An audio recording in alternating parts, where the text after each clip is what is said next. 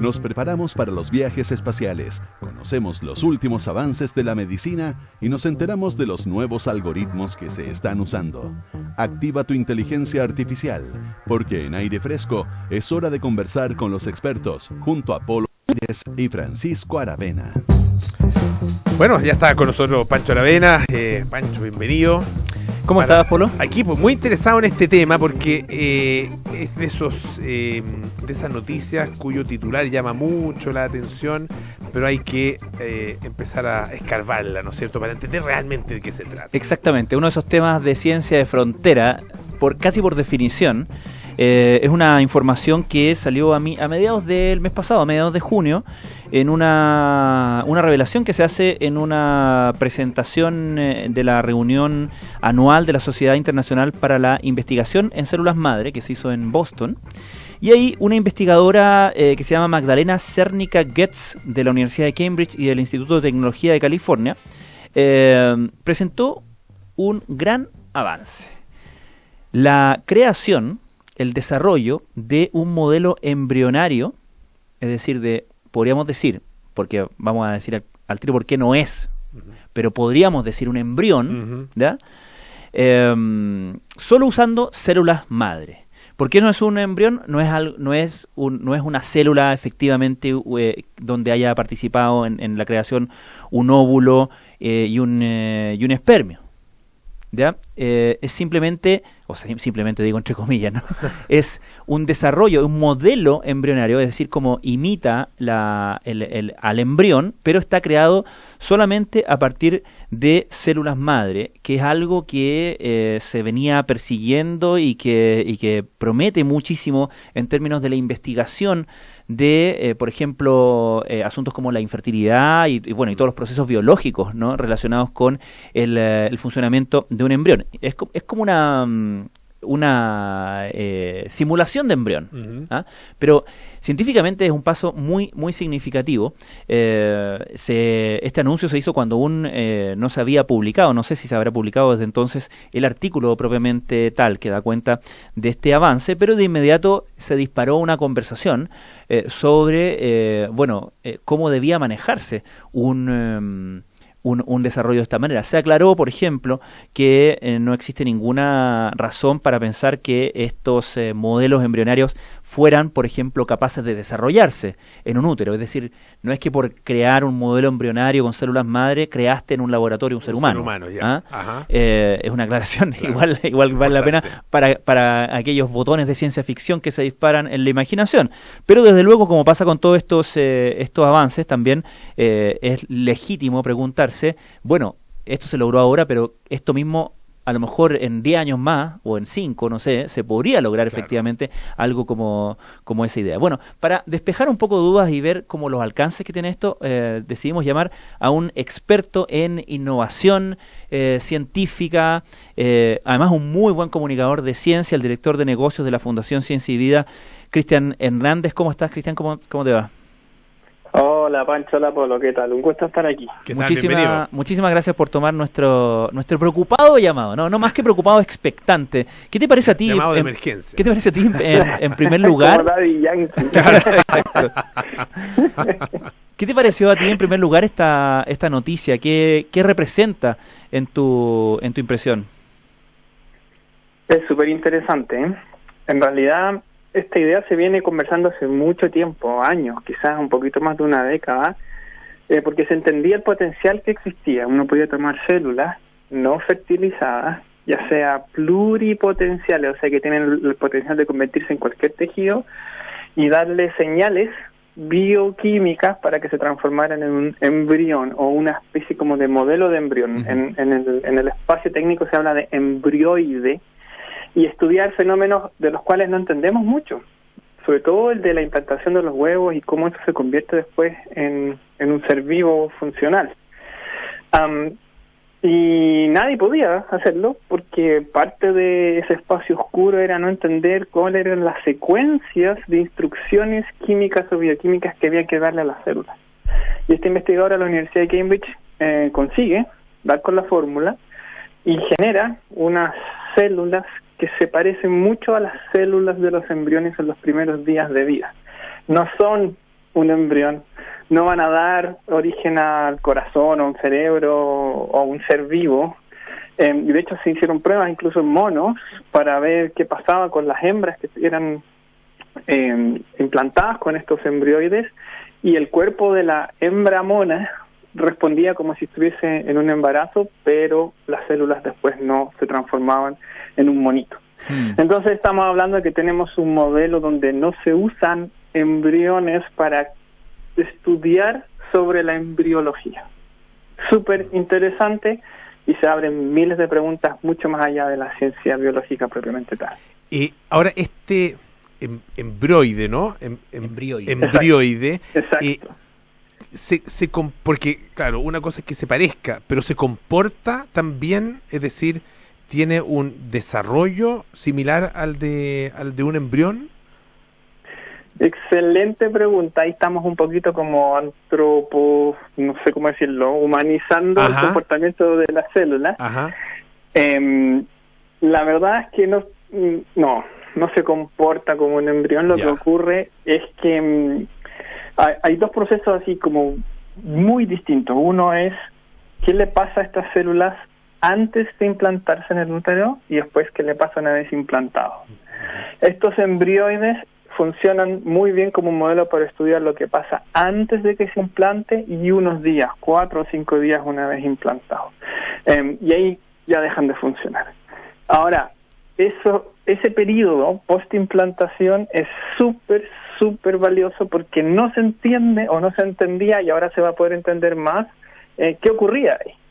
Y lo esencial que sí se sabía era que esto era una célula y se dividía en forma controlada en varias, en una secuencia que si no se seguía, se generaban o infertilidad o malformaciones o hacían inviable a ese embrión.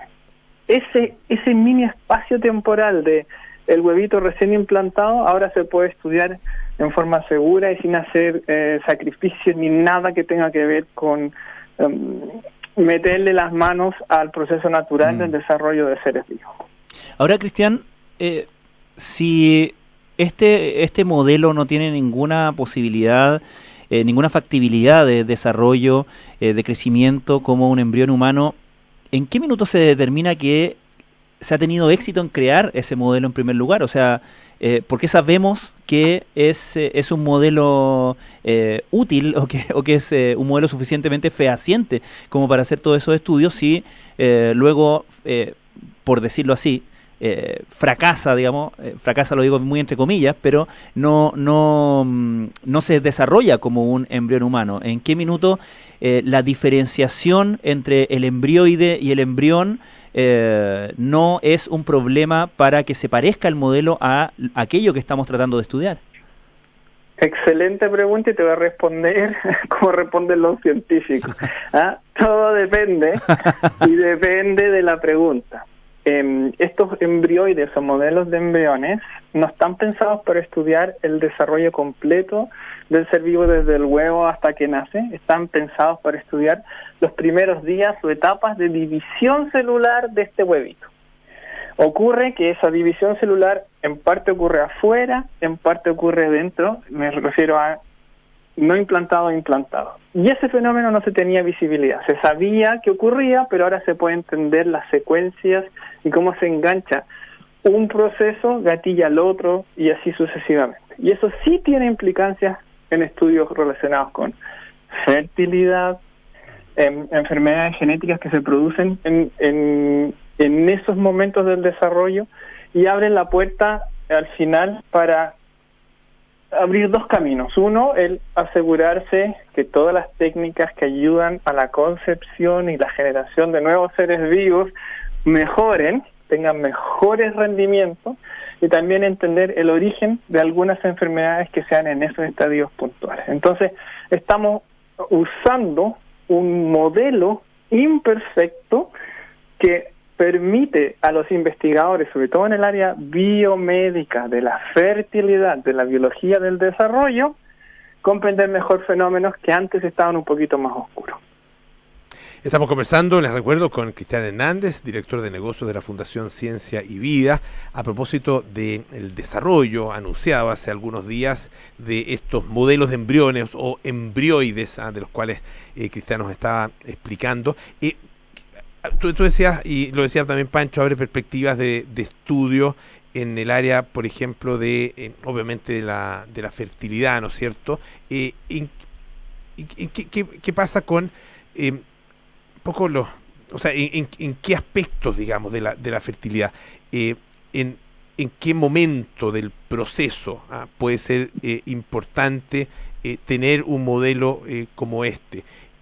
Es más importante en los momentos previos, en los momentos después de la implantación, tiene que ver con la fertilidad masculina, tiene que ver con la fertilidad femenina. Cuéntanos un poco cómo se podría visualizar la utilización de este modelo. Esta tecnología, aún en desarrollo, ayuda a responder o dar señales en una ventana de tiempo muy particular, que es después de la fertilización, es decir, una vez que el óvulo ha sido fecundado, y unos días después de la implantación. Perfecto. En ese periodo no había cómo estudiarlo sin tener que meterse a ver embriones reales. Aquí estamos generando un modelo que permite comprender esos fenómenos.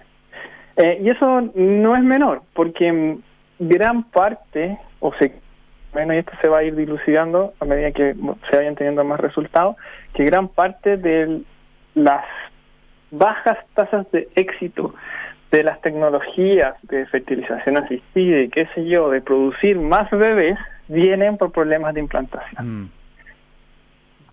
Ahora, Cristian,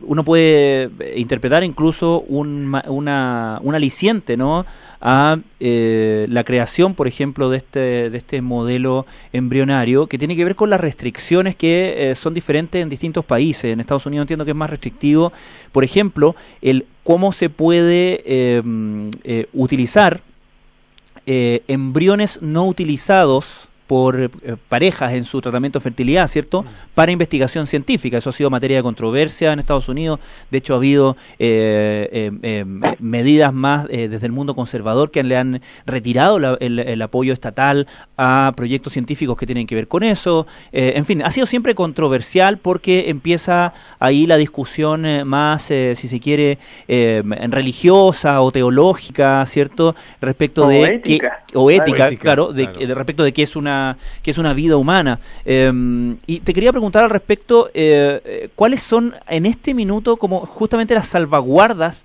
consensuadas que existen en el mundo científico para este tipo de investigación, y particularmente qué es lo que se llama la raya primitiva, o el primitive streak, sí, que es como el umbral a partir del cual no se puede manipular, entiendo, según las reglas consensuadas, la línea roja, un embrión humano? Primera declaración: todo lo que les voy a contar ahora se hizo previo al desarrollo de la tecnología sobre la cual estamos hablando. Claro. Entonces, lo más probable es que estas directrices se van a ajustar ahora que se asimilen estos desarrollos tecnológicos. El consenso universal, la recomendación que existe a nivel global, que no se aplica en todos los lugares por igual, dice: si usted va a hacer estudios en biología del desarrollo, en estados embrionarios, independiente de a dónde vengan las células que usted está estudiando, que va a ver si se implantan o no, los puede estudiar en el laboratorio hasta 14 días de ocurrida el evento de fertilidad. Después de esos 14 días, no puede seguir trabajando. Y no puede seguir trabajando porque después de muchos años de discusión se llegó al consenso que al día 14 ese huevito fecundado ya tiene los primeros indicios a los cuales uno podría anclarse para decir: aquí está empezando a manifestarse un ser vivo. ¿Ya? Y de ahí para adelante entonces no se puede avanzar.